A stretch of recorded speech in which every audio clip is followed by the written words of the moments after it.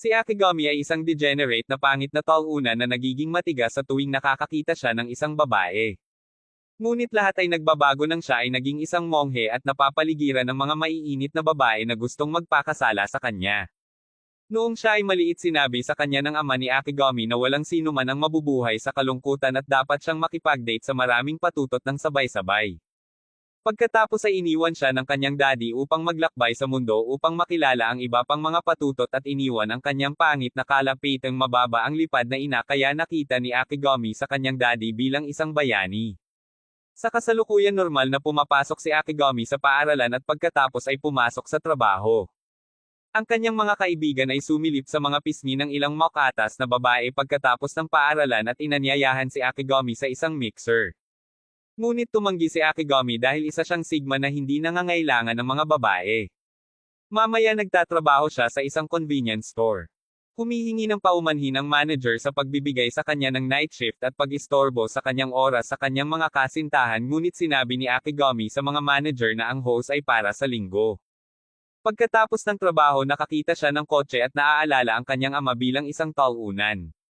Sa buong buhay niya nakaramdam siya ng kahihiyan dahil sa pangalan ng kanyang pamilya dahil sa pagiging harem king ng kanyang ama kaya plano niyang mag-isa ang buhay at sirain ang sumpa ng kanyang pamilya sa pagkakaroon ng maraming babae. Biglang gamulong sa kanya ang isang higanteng bar aisles ng bigas at kinaladkad siya kasama nito. Tapos may babaeng nagpakita at siya ang may-ari ng Bariles. Tinanong niya ito kung ayos lang siya at nakikiliti siya sa kanyang kagandahan. Mabilis siyang tumakbo palayo dahil hindi pa niya naramdaman ang haplos ng isang babae. Sa kama naaalala niya ang dalagang bigas at pinapalo ang kanyang karne para matulog. Kinabukasan binago ni Akigami ang kanyang saloobin mula sa isang sigma at gumagapang sa mga batang babae habang sila ay nag-eehersisyo. Inaanyayahan siya ng kanyang mga kaibigan sa isang mixer at pumayag siyang sumali walang pakialam sa kanyang mga lecture o trabaho.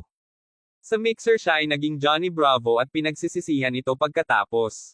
Mamaya nahuhumaling pa rin siya sa Rice Girl at bagsak siya sa kanyang mga klase at trabaho.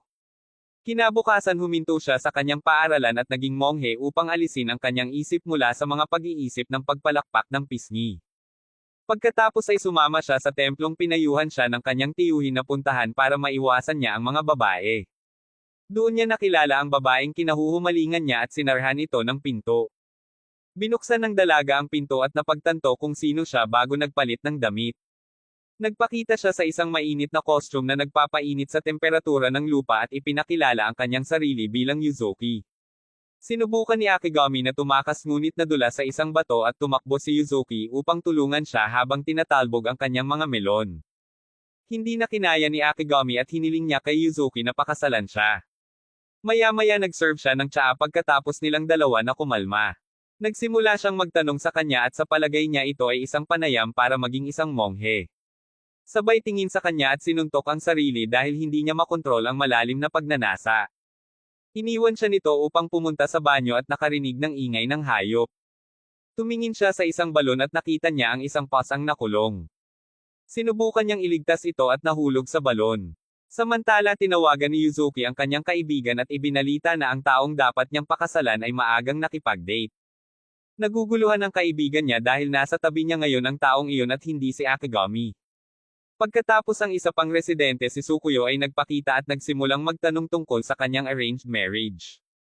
Sinabi sa kanya ni Yuzuki na ang isang katikot-takot na multo ay nagpakita sa anyo ng Akigami at sa likod niya si Akigami ay nag-pop up na may dugo sa kanya at tinatakot ang mga babae. Humingi ng ambulansya si Akigami at bumagsak sa mga melon ni Tsukuyo. Sinipa siya ni Yuzuki at nagsitakbuhan ang mga babae. Pagkatapos hinabol sila ni Akigami at nakita siya ng kapatid ni Suzuki na tumatakbo papunta sa kanya at nahimatay. Sa isa pang silid ang ibang mga residente ng templo sina Miya at Kagura ay nagsasanay sa paggawa ng kaligrapya. Nabalisa si Miya sa ingay sa labas at tumingin ngunit sinigawan lamang ni Akigami. Bumagsak siya sa ibabaw niya at ipinakita ang kanyang bra. Pinapanood sila ni Kagura at nakita ang kanilang potensyal na gumawa ng viral on OnlyFans video. Samantala napagpasyahan ni na Yuzuki at Tsukuyo na ang multo ay gusto lamang ng mga babaeng may malalaking melon. Pagkatapos lumakad si Akigami sa kanila na gustong ipaliwanag ang mga bagay-bagay ngunit inatake siya ni Yuzuki at pinatalsik siya. Nang maglaon na alis ang sitwasyon sa lahat ng kalituhan dahil nagkamali ang tiyuhin ni Akigami sa pagpapadala kay Akigami sa maling templo habang iniisip ni Yuzuki na siya ang lalaking pakakasalan niya. Ipinaliwanag ng madre na si Kiki na ang templo ay na-convert sa isang madre at nagmumungkahi na manatili si Akigami sa kanila upang magsanay bilang isang monghe. Tutol ang mga babae sa kanyang desisyon dahil lalaki siya. Tinukso siya ni Kiki gamit ang kanyang mga melon at bumagsak si Akigami sa sahig na dumudugo mula sa ilong. Pagkatapos pinasalamatan siya ni Akigami para sa alok ngunit tumanggi siya. Bago umalis naalala niya muli si Yuzuki at nagpaalam. Ang nakababatang kapatid na babae ni Yuzuki si Kuroge ay nagsabi kay Yuzuki na sa tingin niya ay nakakahiya na umalis siya. Maya-maya na stranded si Akigami dahil umalis na ang huling bus at sinamahan siya ni Yuzuki. Inalok niya siya na manatili sa templo dahil maraming espasyo ang templo at nagpasalamat siya sa kanya ngunit tinanggihan niya ang kanyang alok. Humalukip-kip siya sa reeds nito at namula ang mukha. Sinabi niya sa kanya ang kanyang pangalan at napagtanto niya ang pangalan ng kanyang pamilya at ito ay lumabas na may utang sa kanila ang daddy niya. Nagsimula silang mag-usap ng mga paraan kung paano niya masusuklian ang mga ito mula sa pagiging gigolo hanggang sa pagbebenta ng kaliwang mani at napagpasyahan nilang gagamitin niya ang kanyang katawan para bayaran sila. Inulit ni Yuzuki na titira siya sa kanila at magtatrabaho para sa kanila bilang isang utusan. Sinubukan ng mga babae na tumutol ngunit pinutol ni Yuzuki ang isang bato sa dalawa upang ipakita sa fuckboy na ito kung sino ang amo sa templong ito. Pagkatapos ipinakita siya ni Yuzuki sa paligid ng templo. Ipinakita niya sa kanya ang kanilang principal figure na ang ulo ay naka-duct tape dahil wala silang pera at ipinangako ni Akigami na babayaran niya ang lahat ng utang at mahal ni Yuzuki ang kanyang saloobin. Sinilip sila ng mga babae at naramdaman nilang kakaiba ang kinikilos ni Yuzuki. Plano nilang buksan ang kanyang mga mata at ipakita sa kanya ang tunay na kasuklam-suklam na ugali ni Akigami. Pagkatapos gumawa ng plano si Kiki para kay Sukuyo na gamitin ang kanyang katawan para akitin si Akigami at kalaunan ay sipin siya sa kawalang hiyaan. Tumanggi si Sukuyo at naisip na dapat itong gawin ni Kiki at ng kanyang malalaking melon ngunit si Kiki ay naging pipi at pinilit si Sukuyo na gawin ito. Sa umaga maagang gumising si Akigami at nagsimulang magtrabaho. Nagising si Yuzuki na suot ang kanyang mainit na pijama at sinunog ni Akigami ang pagkain nang makita ang kanyang balak. Pinagmamasdan siya ni Sukuyo at desidido siyang sipin palabas. Gusto niya munang ipatikim ang luto nito pero hindi niya magawa dahil kapantay ang luto nito kay Gordon Ramsay. Pagkatapos binigyan niya siya ng isa pang assignment at sinabihan siyang magpalit ng damit. Pinasuot niya sa kanya ang napakanipis na damit habang malamig ang temperatura upang pigilan siya ngunit sa halip si Akigami ay nabalisa. Sinabi niya sa kanya na maglinis at linisin niya ang lugar mula sa itaas hanggang sa ibaba at hindi siya makapaniwala. Pagkatapos sinabihan siya ni Sukuyo na magtrabaho sa administrasyon at ginawa niya itong parang isang piraso ng cake. Maya-maya pina-waterboard siya ng palusot na iyon pero madali niya itong hinarap. Biglang umuwi si Yuzuki sa kanyang uniforme sa paaralan at nakita ni Akigami ang kanyang katawan at pinataas nito ang kanyang temperatura. Wala nang ideya si Sukuyo at iminungkahi ni Kiki sa huling paraan na gamitin ang kanyang tukana upang akitin siya.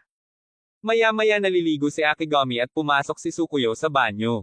Nakita niya ang ball ng kanyang elepante at mabilis itong tumalon pabalik sa bathtub. Pagkatapos nagsimulang maghubad si Sukuyo at nagplanong gawin itong masama kay Akigami sa harap ni Yuzuki. Isang kahon ang nahulog sa kanya ngunit iniligtas siya ni Akigami. Nakahiga siya sa ibabaw niya habang hubot-hubad at nalaglag sa kanya ang isang kahon na nagtulak sa kanya para halikan siya. Pagkatapos pumasok si Yuzuki at nagulat siya sa kanyang nakita. Sinabihan niya si Akigami na umalis sa banyo at nagulat si Sukuyo na gumana ang kanyang mga plano. Nang maglaon pinuri siya ng mga babae at ipinagdiwang si Akigami na nakabot pero mali ang pakiramdam ni Sukuyo tungkol dito. Nakipagkita si Sukuyo kay Yuzuki para makipag-usap ngunit iniiwasan niya ito. Hindi ito tinanggap ni Sukuyo at hinarap siya. Sinabi ni Yuzuki kay Sukuyo na sa tuwing nakikita niya ang kanyang mukha naaalala lamang niya ang mahabang Johnson ni Akigami sa kanyang ulo. Pagkatapos sinabi ni Yuzuki kay Sukuyo na alam niya ang tungkol sa kanyang mga plano at tinanong ni Sukuyo si Yuzuki kung bakit niya hinayaang manatili si Akigami sa templo. Sinabi niya sa kanya na iyon ang gagawin ng kanilang ina at si Akigami ay tila gusto niyang pabutihin ang kanyang sarili. Nagsimulang mag-isip si Sukuyo kung husgahan niya siya ng patas at gusto siyang bigyan ni Yuzuki ng pangalawang pagkakataon.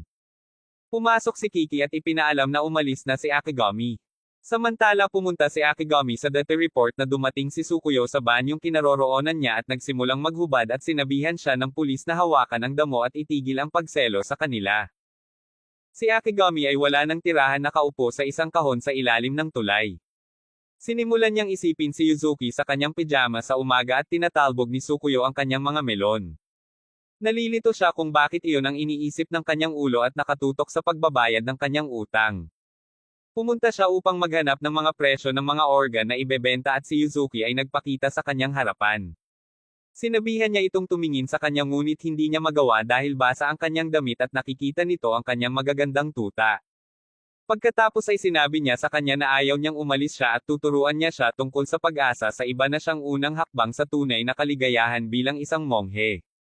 Tsukuyo pops up at humingi ng paumanhin para sa panlilinlang sa kanya. Sa templo ang iba pang mga batang babae ay nagulat nang makita si Akigami na naroon.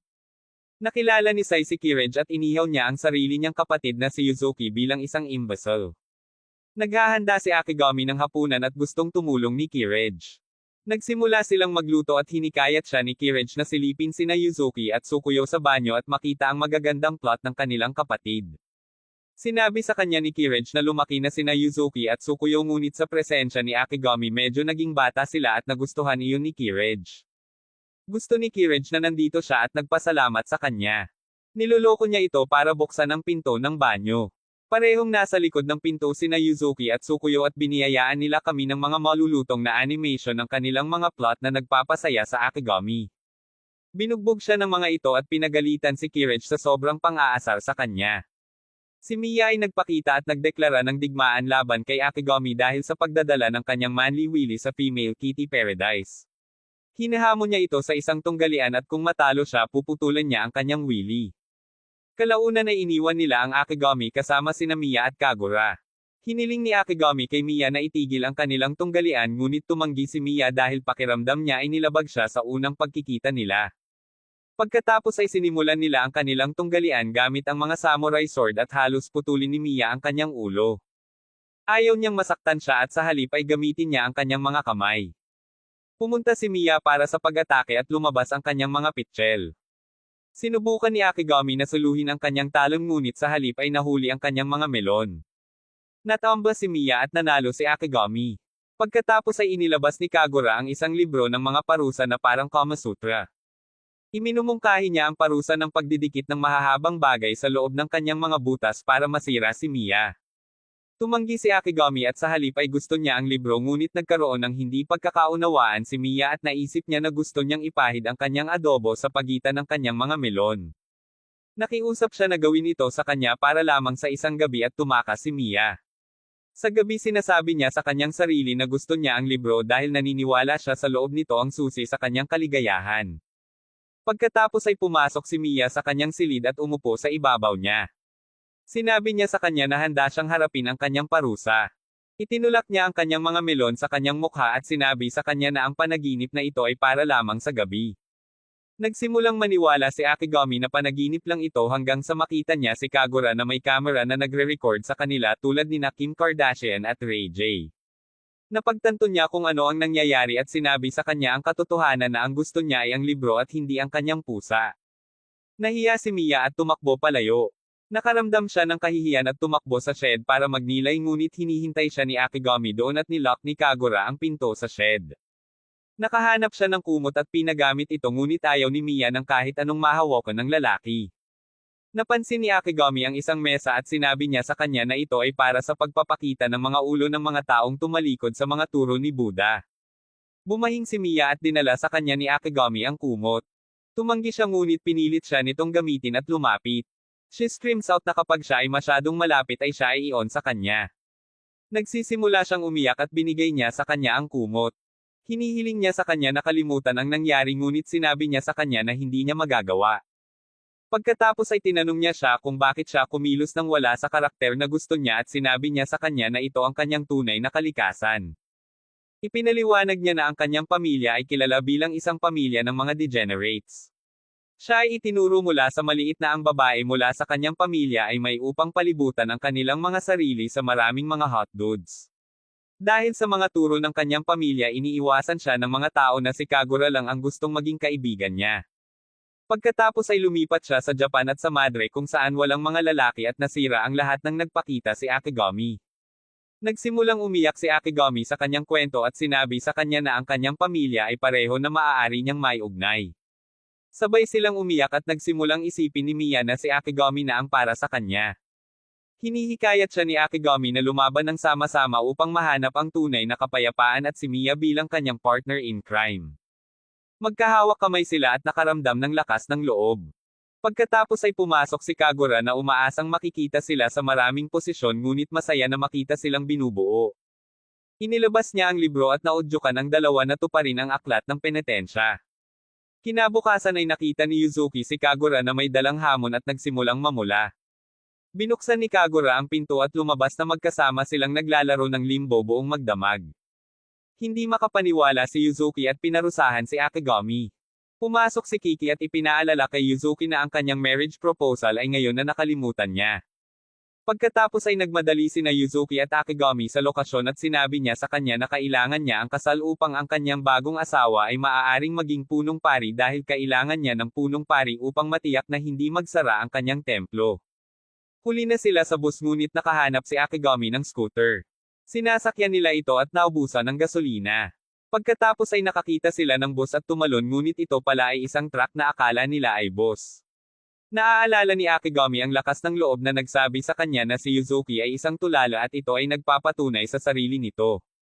Nagsimulang malungkot si Yuzuki sa pag-aakalang hindi niya kayang panatilihing bukas ang templo ngunit hinimok siya ni Akigami na magiging okay ang lahat. Pagkatapos ay nang-hijack sila ng truck-con at nagmaneho papunta sa templo kung saan ang kanyang matchmaking. Nabangga nila ang truck at ipinaliwanag ni Yuzuki ang kanyang sitwasyon sa gwardya. Nagpasalamat siya kay Akigami at pumasok sa templo. Pakiramdam ni Akigami ay palem na ito bilang isang lalaking tulad niya ay hindi na siya makakasama pagkatapos niyang ikasal. Biglang may sumulpot na babae sa tabi niya at sinabihan siyang magsimulang magtrabaho. Nang maglaon ay ipinakilala ni Yuzuki ang kanyang sarili sa kanyang potensyal na asawang si Kijo at tinanong niya ito kung bakit gusto niya ito. Sinabi niya kay Kijo na mahal niya ang kanyang templo at ang mga taong naninirahan dito bilang kanyang pamilya. Napansin niyang naglilinis si Akigami sa labas at nagsimulang magpanik. Nakita siya ni Akigami at sinimulan niyang isipin na tinutokso siya nito na saktan siya. Napansin ni Akigami na ang kanyang presensya ay nakakagambala at naghahanap siya upang itago. Pagkatapos ay inaakit siya ng babae kanina at ginawa siyang matchmaker kaya si Akigami ang gumanap na Cupid at sinimulang tugmaan sila. Tinanong niya si Kijo kung ano ang magiging first date niya at binanggit niya ang mga pelikula. Nagsimulang tiklupin ni Akigami ang pag-iisip kay Yuzuki na may mga pitchel sa kanyang mukha sa isang madilim na sinehan. Tinanong niya si Kijo tungkol sa kanyang day of activity at tumugon siya ng mainit na paliguan kaya naisip ni Akigami si Yuzuki na kalahating hubad sa isang mainit na paliguan. Pagkatapos ay tinanong niya siya tungkol sa kanyang plano para sa kasal at sumagot si Kijo na gusto niya ng 10 anak. Naisip ni Akigami na binubuksan ni Yuzuki ang kanyang mga binti para sa kanya at natamba siya nito. Sinabi ni Kijo kay Yuzuki na mayroon siyang mabuting kaibigan sa Akigami na tila isang matapat na tao. Naalala ni Yuzuki ang sinabi ng kanyang ina tungkol sa katapatan at naging tapat siya. Sinabi niya kay Kijo na wala siyang balak magpakasal at naalala niya ang pag-uusap nila ni Kiki. Nauna nang sinabi sa kanya ni Kiki na pakasalan na lang niya ang isang panunuyo na pari na gustong makipag-bump ng tiyan kay Yuzuki at makipaghiwalay sa kanila pagkatapos ng 3 taon matapos maging punong pari si Yuzuki. Naiintindihan ni Kijo ang kanyang intensyon na iligtas ang kanyang templo. Humingi siya ng paumanhin at hiniling sa kanya na pakasalan siya ngunit tumanggi si Kijo at sinabi sa kanya na ang kanyang templo ay isang piraso ng tambakan na hindi nararapat protektahan. Nagpakita si Akigami at nakiusap kay Kijo para sa pangalawang pagkakataon. Sinabi sa kanya ni Kijo na dapat siyang maging masaya na ang templo ay nagsasara dahil hindi na niya ito kailangang pagsilbihan sa kabila ng kanyang utang. Nakiusap pa rin si Akigami kay Kijo at sinabi sa kanya na susuportahan niya si Yuzuki sa lahat ng paghihirap sa pagprotekta sa templo. Pagkatapos ay tinanggap ni Kijo ang kanyang proposal ngunit sa pamamagitan lamang ng pagpapahiram sa kanya ng kanyang pangalan para sa templo. Maya-maya ay umuwi sina Akigami at Yuzuki at ipinagdiwang ni Akigami ang templo nang hindi nagsasara at yumoko si Yuzuki nang makita ang kanyang kagalakan. Napapikit siya para hindi makita ang pulang mukha nito at nakita niyang namumula ito.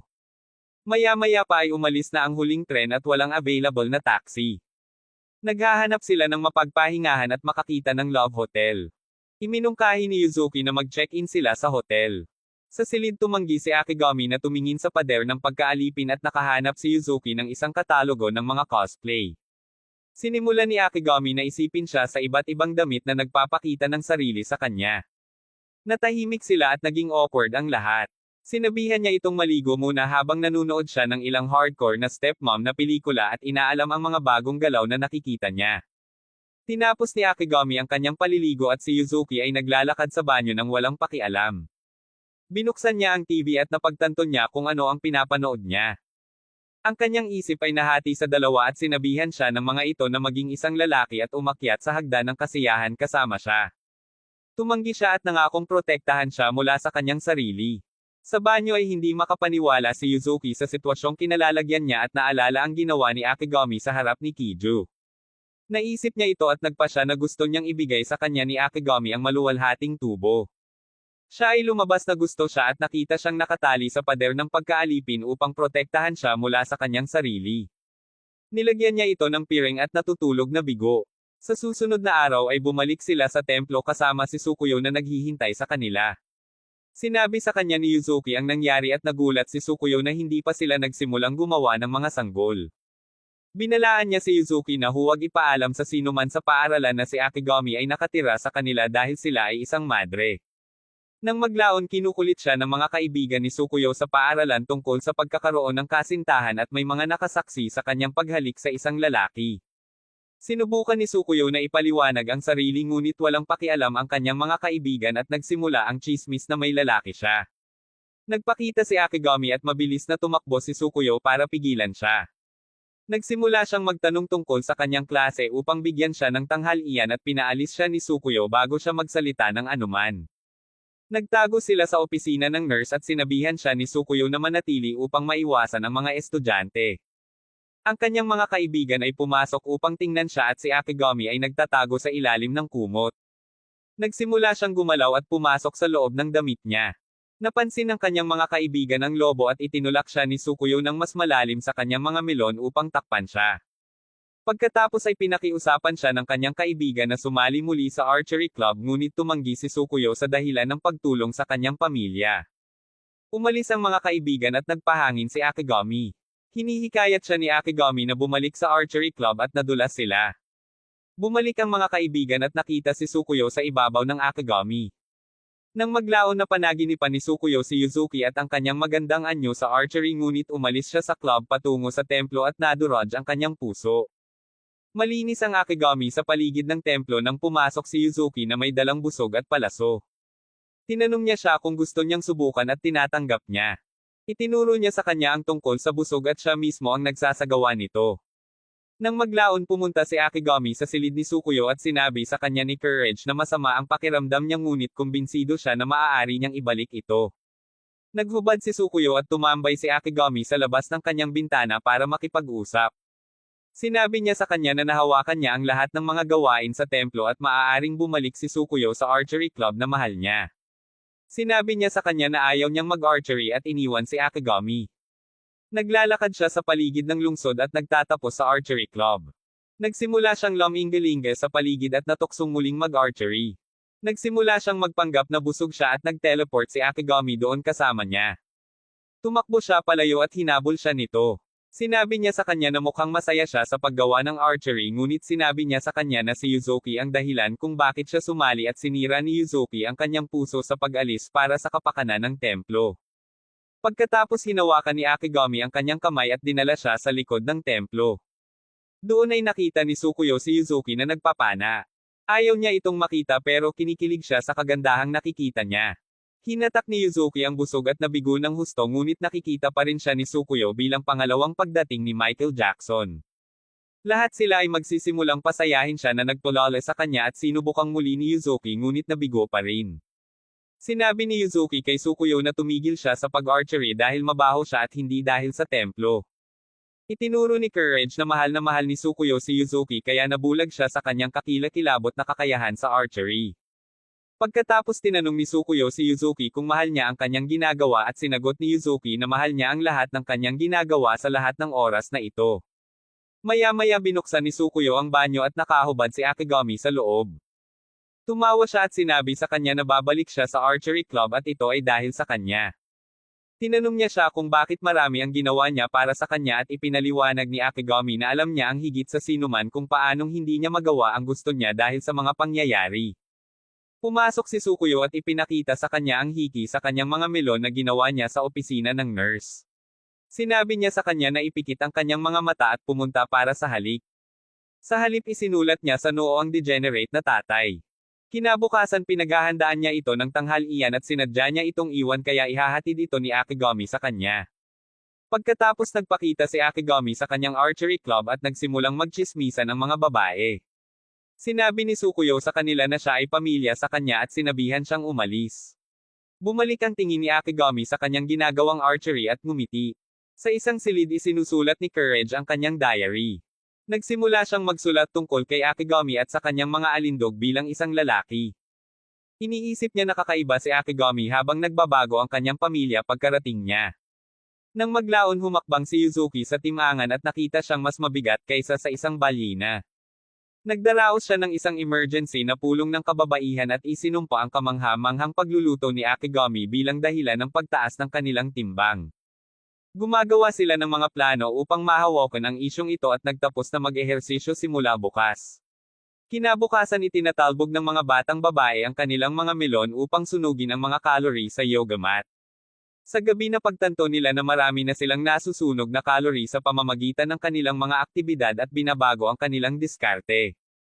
Iminumungkahi ni Yuzuki ang pagdijeta at ang mga babae ay nanlulumo. Itinuro ni Sukuyo na kailangan nilang isama rito si Akigami dahil siya ang chef. Nahihiya siyang malaman nitong nagda-diet sila. Hinihiling ni Courage na manatili si Akigami magpakailanman dahil ang kanyang luto ay pang-Diyos at handa niyang ipagpalit ang kanyang kapatid para sa kanya. Nalungkot si Sukuyo nang marinig iyon at hiniling ni Courage kay Sukuyo na pakasalan siya kaya siya ang magiging bayaw niya. Ibinalik ni Sukuyo ang pabor at sinabihan si Courage na pakasalan siya sa halip at nakita ni Courage ang pangitain. Pagkatapos nagsimulang magsalita si Yuzuki tungkol sa kanyang pagluluto at napagpasyahan na ang kanyang pagkain ay mababa sa calories at sila lang ang lumalaki lalo na ang kanilang mga pitchel. Pumasok si Akigami at dinalhan sila ng mga matamis upang subukan. Ang mga batang babae ay kumakain sa kanila at mahal nila ang mga ito.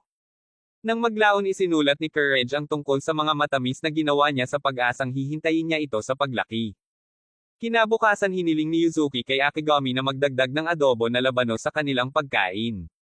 Nagtataka siya kung bakit at nakita niya itong may dalang palakol sa pag-aakalang ito ay para sa kanyang pagbitay. Nakakaramdam siya ng takot at naglalayong mapabuti ang kanyang kalooban. Pagkatapos gumawa siya ng mas masarap na almusal at hinahangaan ito ng mga babae. Hinahanap niya ang reaksyon ni Yuzuki at wala siyang nakuha mula rito. Namatay si Akigami at sinubukan ni Miya na buhayin siya. Pagkatapos naglakad-lakad siya at nakita si Yuzuki sa sahig na humihingi ng tulong sa kanya. Nandoon si Kiki at sinimulan niyang kilitiin si Yuzuki at gumawa ng masasayang ingay. Nang maglaon nalaman ni Akigami na nagsasanay lamang siya sa lahat ng oras na ito kasama ang palakol at ang almusal. Tinanong ni Kiki si Akigami kung gusto rin niyang magsanay at masaya niyang tinanggap ang alok nito. Pumasok si Miya at hiniling na magsanay din sa kanila. Nang maglaon nalaman ni Sukuyo na nagsasanay sila at binalaan sila tungkol sa Tokodo. Ipinaliwanag ni Kiki na si Tokodo ang unang hakbang para maging pari. Nagulat si Akigami matapos malaman na hindi siya pari sa lahat ng oras na ito pagkatapos ng lahat ng mga tukso na kanyang nilabanan at lahat ng mga melon na hindi niya nilalaro.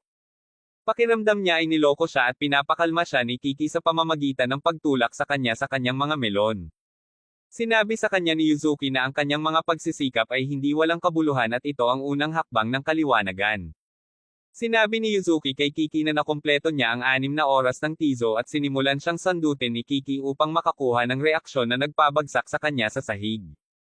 Ipinaalam sa kanila ni Kiki na si Yuzuki ay kapareho nila ngunit ang kanyang Mamba mentality ay nagtulak sa kanya na maging mas mahusay. Naantig si Akigami sa kanyang pasya at sinabi kay Yuzuki na sasama siya sa kanya. Pagkatapos ay dumating si Kijo upang bisitahin ang templo at ang iba ay sumilip sa kanya at kay Yuzuki. Naghinala si Kirage na narito siya para basain ang kanyang sausage at nagsimulang mag-init si Akigami. Nagsimulang mag-usap ang mga babae tungkol sa kung anong mga posisyon ang gagawin nila at nahuli sila ni Kijo na nakikinig. Sinabi ni Kijo kay Yuzuki na sa loob ng 3 buwan si Yuzuki ay kailangang gumanap ng Tokodo o hindi niya tatanggalin ang kanilang engagement. Kinabukasan sinimulan na nila ang kanilang pagsasanay para sa Tokodo.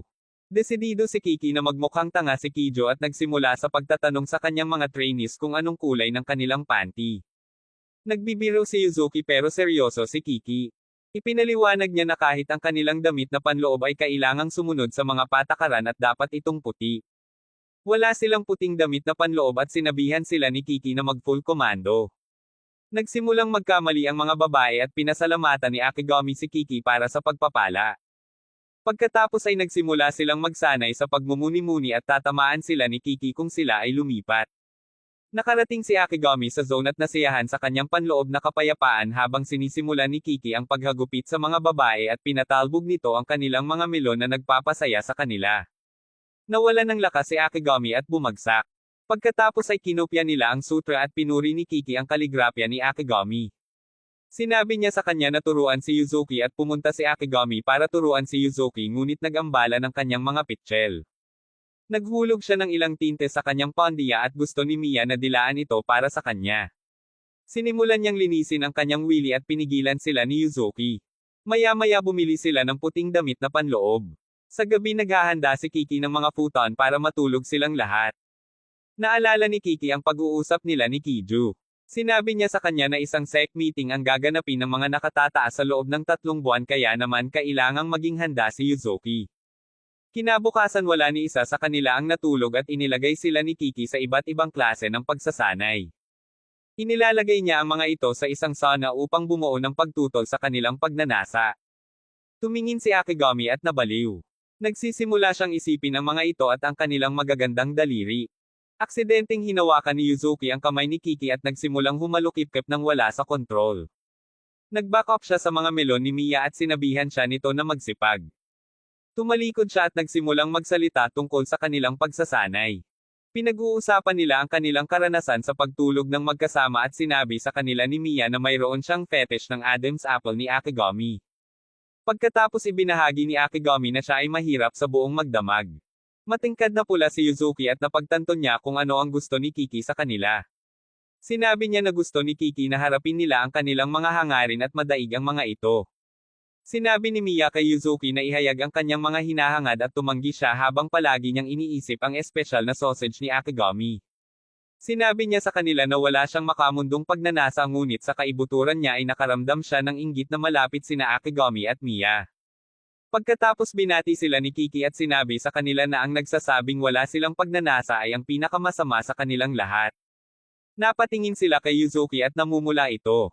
Kinabukasan sumailalim sila sa kanilang pagsasanay at gumawa ng kaunting pag-unlad. Sinabihan sila ni Kiki na magpahinga at tinuruan silang huminto sa pag-iisip tungkol sa mga pakinabang at pagkalugi. Nalungkot si Akigami na nagpapahinga sila sa bisperas ng Pasko dahil mayroon siyang PTSD ng kanyang ama na sinusubukang ipalaganap ang kanyang pagmamahalan sa pagitan ng kanyang mga manliligaw noong Pasko noong nakaraan. Nakita ni Yuzuki ang takot sa kanyang mga mata at inanyayahan siyang lumabas sa isang date. Si Yuzuki ay nagbihis ng maganda at si Akigami ay nagsimulang mamula. Pakiramdam niya ay nagde-date sila at nagsisimulang mabaliw sa excitement. Tinanong niya siya kung nakapili siya ng regalo at sinabi niyang hindi. Pagkatapos dinala niya siya sa isang Buddha gift shop na pagmamay-ari ng kanyang kaibigan at tumingin-tingin sa paligid. Nakikita niya ang ilang mga butil ng panalangin at sinabi niya sa kanya na gusto niya ito balang araw. Ang kanyang kaibigan ay nagpakita at nagmumungkahi na kumuha sila ng isang couple prayer beads. Tinanong siya ni Yuzuki kung bakit niya ipinakita ang mga ito na pinagsasama ang mga kwintas at sinabi niya na ito ay dahil sila ay mag-asawa. Nagsimulang mamula si Yuzuki at nagsimulang ituro ng kanyang kaibigan na gagawa sila ng mga cute na sanggol. Si Yuzuki ay tiniklop at ginulo siya sa pamamagitan ng pagbili ng isang bagay habang si Akigami ay nakakita ng isang karatulang nagpo-promote ng paggawa ng sarili niyang prayer beads. Nang maglaon nagpatuloy sila sa kanilang paglalakad at napagtanto ni Akigami na pinasaya niya siya dahil sa kanyang takot sa bisperas ng Pasko. Sa bahay pinag-uusapan ng mga babae ang tungkol sa kanilang mga taon at kung paano sila nagbago. Napansin nila kung paano naging mas mainit ang mga batang babae at nagsimulang magsuot ng mga damit na nagpapakita ng kanilang mga kurba. Napagtanto nila na ito ay dahil sa Akigami at sa kanyang panlalaking presensya ang naging sanhi nito. Pakiramdam ni Kagura ay may problema siya at gusto niyang pigilan siya. Mamaya sinimulan nila ang kanilang Christmas party kasama ang mga batang babae na nakasuot ng Santa Claus outfits. May espesyal na plano si Akigami at gustong bigyan ng espesyal na regalo si Yuzuki para sa kanyang kabaitan sa kanya. Inilabas niya ang malalaking baril at nagluto ng isang espesyal na sulo-salo para sa mga batang babae na kahit na ang lakas ng loob ay gustong pakasalan siya. Pagkatapos nagsimula silang magpalitan ng mga regalo at si Akigami ay nagpapanik dahil gusto niyang ibigay ang kanyang regalo kay Yuzuki partikular. Sinimulan nilang itali ang mga regalo at binalot ni Miya ang sarili habang ang kanyang matamis na pisngi ang regalo ngunit pinigilan siya ni Sukuyo. Pagkatapos ginawa ni Akigami ang parehong bilang ang kanyang mga organo ay ang regalo ngunit pinipigilan siya ng mga ito. Sinimulan nila ang kasalukuyang pagpapalit at nakuha ni Sukuyo ang kanyang sarili ng isang kaina-hinalang vibrating object mula kay Yuzuki. Nakakuha si Akigami ng sarili niyang regalo at ipinagpalit ito ng kay Kagura na isang maruming DVD na puno ng mga larawan ng paa ni Miya. Nagsimulang maglaway si Akigami ngunit inalis ito ni Yuzuki sa kanya. Inihandog ni Kagura ang kanyang tunay na regalo na mga tiket sa isang pampublikong mainit na paliguan at lahat sila ay nagsimulang nasasabik. Nang maglaon sinamahan ni Akigami si Yuzuki sa paghahandog ng mga cake sa mga Diyos. Sinabi niya sa kanya na matagal na silang hindi nag-e-enjoy sa Pasko ng ganito at na ang kanyang mga regalo ay nagpaganda ng lahat para sa lahat. Sinabi niya sa kanya na nagpapasalamat siya para sa kanya at nakita ni Akigami ang kanyang pagkakataon na ibigay sa kanya ang regalo. Sabay silang naglalabas ng regalo at pareho pala silang gustong magbigay ng regalo sa isa't isa. Binuksan nila ang regalo at ito pala ang prayer beads mula sa shop. Isinusuot nila ang mga kwintas at tandaan na ang pagpapalitan ng mga kwintas ay isang tradisyon kapag ang dalawang tao ay nagpakasal. Nagsimula silang magtiklop na gustong saktan ang isa't isa ngunit si Kiki ay pumasok at niyakap silang dalawa. Ipinaalam sa kanila ni Kiki na may issue sa seremonya ng Sukuyo ni Yuzuki. Ipinaliwanag niya na ang seremonya ay gaganapin sa templong ito at ang seremonya ay maaaring kanselahin kung ang templo ay hahatulan bilang walang silbi pagkatapos ng inspection. Nagsisimula silang magpanik dahil hindi nila maaayos ang pangunahing figure ng templo dahil sira ang mga ito. Maya-maya pumunta sila sa mga hot bath at sinabihan sila ni Kiki na magsaya. Nagsimulang yumuko ang serbisyo kay Kagura at umiyak pa ang manager sa kanya. Hinatak ng isa sa mga Diyos si Akigami sa kanyang espesyal na silid at binigyan siya ng inumin na lumalabas na isang inumin na magpapaumbok sa kanya ng mga puno sa susunod na 3 araw. Samantala ang mga batang babae ay nagsimulang magulo na gustong makita ang cute na biceps ni Yuzuki. Sinabi ni Sukuyo sa kanyang sarili na ayaw na niyang tumubo ang kanyang mga melon at ang lakas ng loob ay nagmamakaawa na bigyan siya. Sa paliguan lahat sila ay humanga sa katawan ng isa't isa at sinabi ni Miya sa kanila na gustong lumunin ni Akigami ang sinuman sa kanila. Pagkatapos pumasok si Kiki kasama ang kanyang mapangahas na mga pitchel at katawan. Nakita niya si Miya at nagsimulang lumabag sa kanyang mga melon ibinubulong sa kanya kung gaano ito kalambot sa kanyang tainga. Pumasok sila sa paliguan at nagsimulang mag-usap tungkol kay Kagura. Sinabi ni Miya sa mga babae ang tungkol kay Kagura at kung paano siya palaging nandyan kasama niya mula pa noong una at nakakaramdam siya ng tiwala na hinding-hindi siya ipagkakanulo ni Kagura. Biglang si Akigami ay kasama nila at nagtatago sa mga palumpong. Hindi niya hahayaang makita siya ng mga babae dahil ang kanyang wili ay matigas na parang bato. Napansin siya ni Kagura at piniling huwag pansinin. Pagkatapos tinanong niya ang iba kung ano ang gagawin nila kung sinisilip sila ni Akigami ngayon. Lahat sila ay sumang-ayon at nagtitiwala sa kanya na may dahilan para sa parehong paliguan sa kanila. Naantig ang pakiramdam ni Akigami at planong ipahayag ang kanyang regalo. Hindi sinakop ni Kagura ang isang bar ng sabon at ibinaba ang kanyang tuwalya upang ipakita ang kanyang napakalaking matigas na sausage. Nang maglaon pinarusahan nila siya ngunit naiintindihan nila ang kanyang mga pangangatuwiran at nagsimulang mamula sa kung gaano siya kalaki. Hindi makapaniwala si Kagura sa mga reaksyon nila at piniling manatili doon at ganoon din si Miya. Sinubukan ni Akigami na umalis at pinilit siya ni Kagura na manatili. Sa paliligo hindi pa rin bumababa ang kanyang malaking bagay at nag-alok si Kagura na tulungan siya. Sinimulan niya ang pagsalakay at itinulak siya sa kanyang mga limitasyon. Hindi na niya kinaya at sinuntok niya ang sarili niyang adobo. Pagkatapos inamin ni Kagura na siya ang naging dahilan kung bakit niya ito pinagdaanan. Ipinaliwanag niya na ang kanyang presensya ay sumisira sa kanyang mga plano na lumikha ng Ultimate Degenerate Plot Queen mula kay Mia habang nasa Japan. Gusto niyang magalit si Mia at matulog kasama ang 100 iba't ibang lalaki. Tinanong niya kung bakit niya ginawa iyon at sinabi niya sa kanya na para sa kanyang pamilya ang lahat. Sinubukan ni Akigami na mga tuwiran sa kanya dahil ayaw ni Mia na ipagpatuloy ang pilosopiya ng kanyang pamilya ngunit tumanggi si Kagura.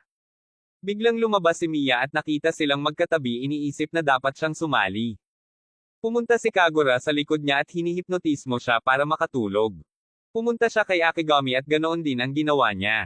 Nang maglaon nagising si Akigami kay Kagura na nagmamanolog tungkol sa kung paano ang kanyang pamilya ay isang katulong sa pamilya ni Mia tulad ng isang tapat na tagapagsilbi. Sinubukan ni Akigami na pilitin si Kagura para suportahan si Mia laban sa kanyang pamilya ngunit nabigo. Nakikita siya ni Kagura na kawili-wili at tinanong siya kung ano ang gagawin niya kung natapos niya ang kanyang trabaho at utang sa templo.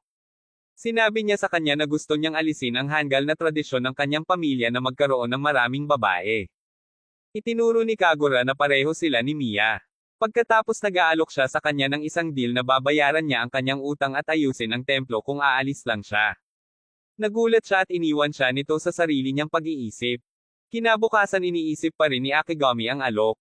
Nagsimula silang gumawa ng Moki para sa kanilang mga taga-suporta at sumali si Akigami sa Team Tsukuyo at Courage. Itinuturo ng lakas ng loob na ang paggawa ng Moki ay isang degenerate na aktibidad kung saan hinahampas ng lalaki ang Moki hanggang sa ito ay maging malagkit at mag-atas.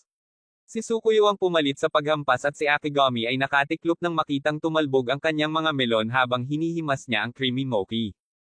Nagpalit sila ng posisyon at nawalan ng kontrol si Akigami nang makita ang kanyang malambot na Moki. Pinaikit niya ang sariling mata at sinabihan siya ni Tsukuyo na hugasan ang kanyang mukha. Pagkatapos tinanong ni Akigami si Courage kung bakit patuloy niyang ginagawa ang mga maruruming biro at sinabi ni Courage na gusto niya ito. Sinimulan niya itong panunokso tungkol sa mga melon ng babae at hinihiling na mabilis siyang maging adulto. Bumalik si Akigami sa paghampas ng Moki at nagpakita si Mia na nakasuot ng bunny girl costume na biniyayaan kami ng kanyang magagandang plot. Pagkatapos hinawakan siya ni Akigami mula sa likuran at binuhat siya para ihampos ang Moki habang nasa pondiyan nito. Nagpakita si Tsukuyo na may sariling costume na kuneho at si Akigami ay nagsimulang mawala ng malay. Natatawa si Kagura na nasa likod ng lahat ng ito. Pagkatapos nagpakita si Yuzuki upang makita ang kakaibang pagkabulok na ito at humingi ng paliwanag.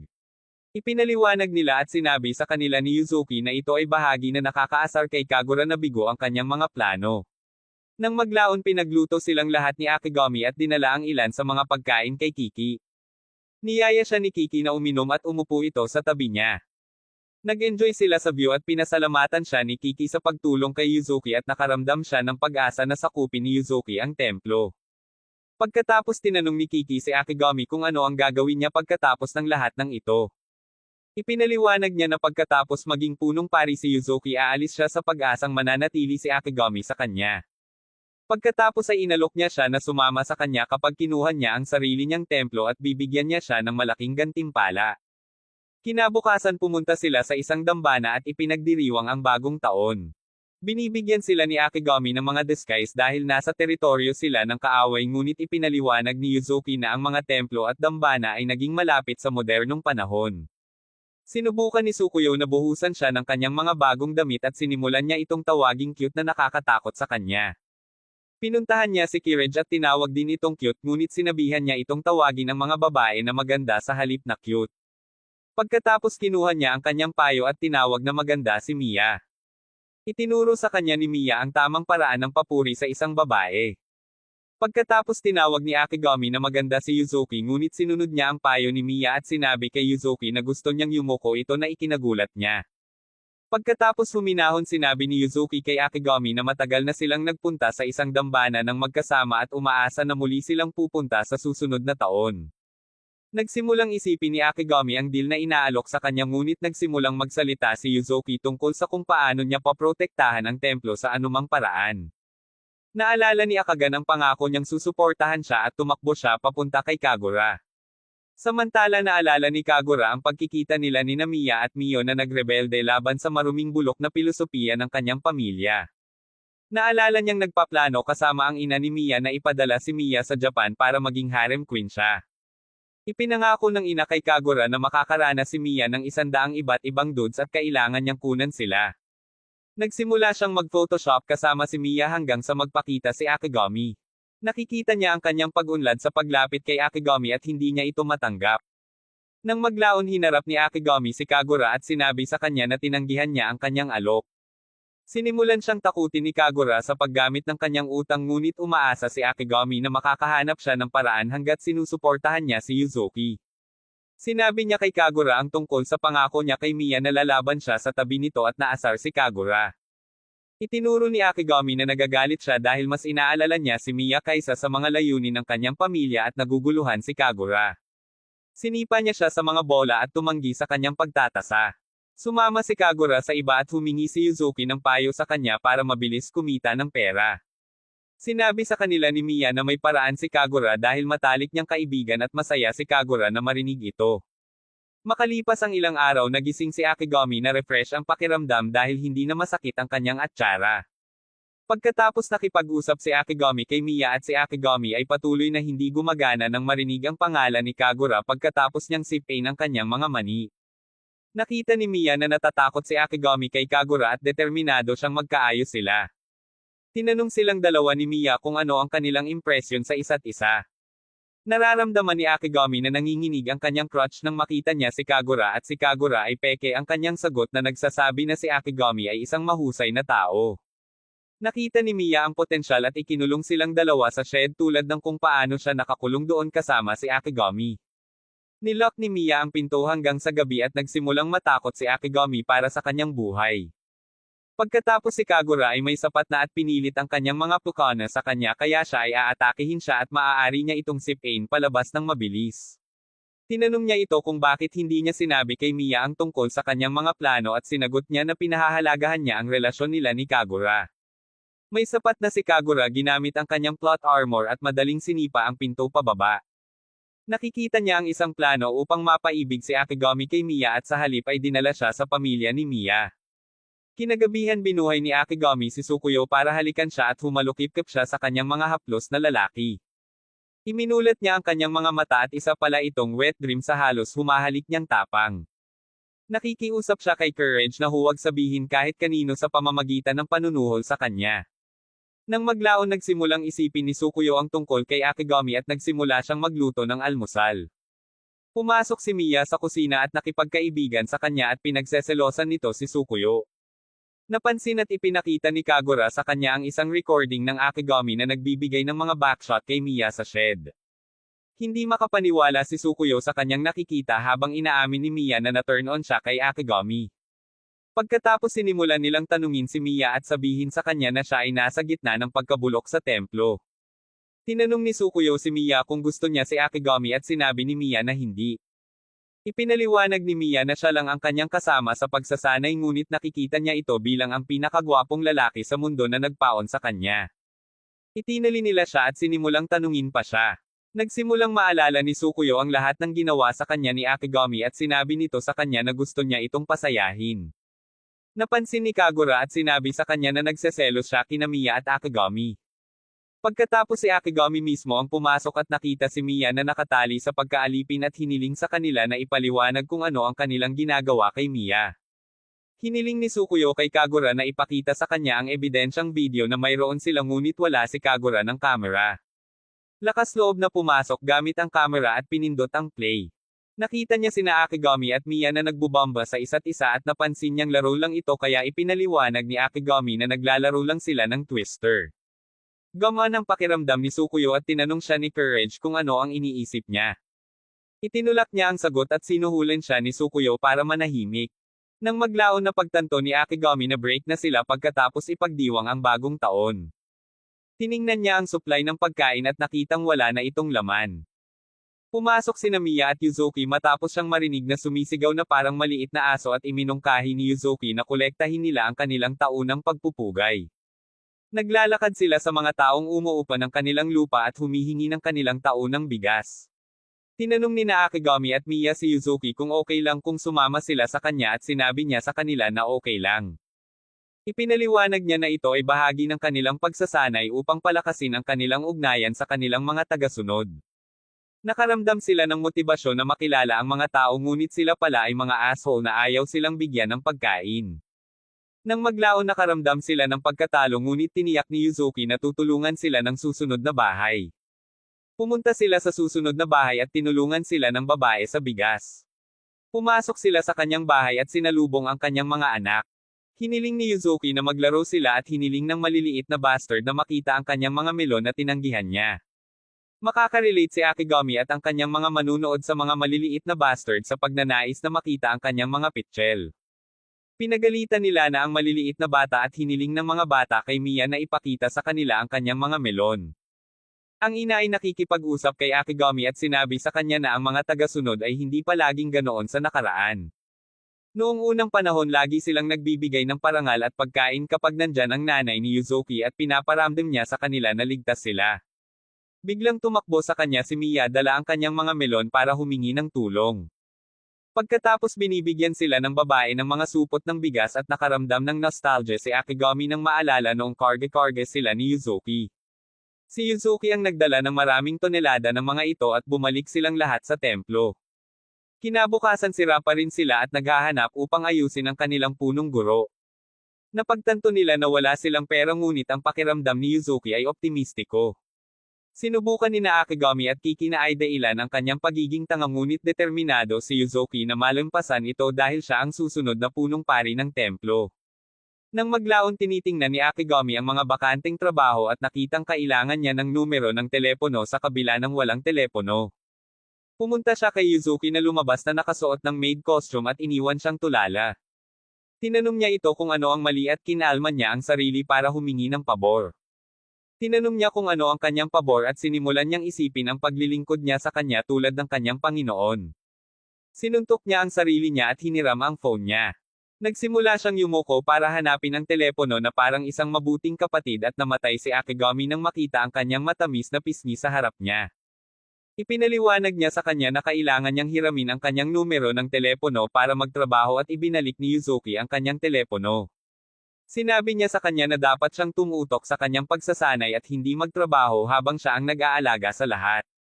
Sinubukan ni Akigami na mga tuwiran sa kanya upang hayaan siyang tumulong ngunit sinabi niya sa kanya na responsibilidad niya ito dahil gusto niyang maging katulad ng kanyang ina na siya mismo ang gumawa ng lahat. Tinatanong niya kung ano ang eksaktong gagawin niya ngunit hindi siya makatingin sa kanya. Sinabi niya sa kanya na ang kanyang mga damit ay gusto niyang i-cream ang kanyang pantalon at hindi na niya ito mahawakan. Pagkatapos ay ipinaliwanag niya na ang kanyang kasuotan ay pagmamay-ari ng kanyang kaibigan sa trabaho at nakatulog siya sa suot nito pagkatapos niyang mapagod sa pagtatrabaho. Itinuro ni Akigami ang kanyang katangahan na gustong kunin ang lahat ng ito ng mag-isa at hinahamon niya siya sa isang taya. Hinahamon niya ito na patulogin siya. Humihingi siya ng masahe at tinawag siyang wimp na walang bola para hawakan ang isang babae. Tinanggap niya ang hamon at sinimulan siyang imasahe na naging dahilan upang makagawa siya ng masasayang ingay. Nagsisimula siyang sumirit sa mga haplos nito at mas lalo pa itong tumiga sa mga galaw nito. Ang kanyang subconscious ay nagtulak sa kanya na lumalim pa at si Akigami ay nabaliw. Samantala nakikinig si Tsukuyo mula sa labas at nakakuha ng maling ideya. Pumasok siya at nakita ang kanilang massage session. Nagsimulang matulog si Yuzuki ngunit tumanggi siyang matalo sa kanilang taya. Pagkatapos ay sinabi ni Yuzuki kay Akigami na isipin ang sarili niyang negosyo at personal niya itong kinuha.